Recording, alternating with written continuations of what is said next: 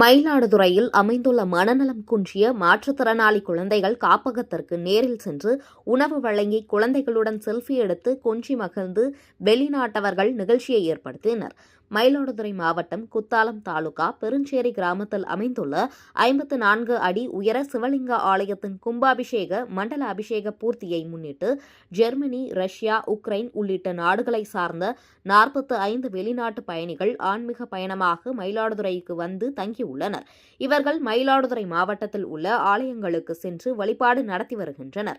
இந்நிலையில் மயிலாடுதுறையில் மன வளர்ச்சி குன்றிய குழந்தைகள் மற்றும் மாற்றுத்திறனாளி குழந்தைகள், பெற்றோரால் கைவிடப்பட்ட குழந்தைகள் பராமரிக்கப்பட்டு வரும் அன்பகம் காப்பகத்திற்கு சென்று வெளிநாட்டு சுற்றுலா பயணிகள் அங்கு குழந்தைகளுக்கு உணவு பரிமாறி நிகழ்ச்சியடைந்தனர். நடக்க முடியாத, வாய் பேச முடியாத மன வளர்ச்சி குன்றிய குழந்தைகளுடன் ஆடிப்பாடி அவர்களை மகிழ்வித்தனர்.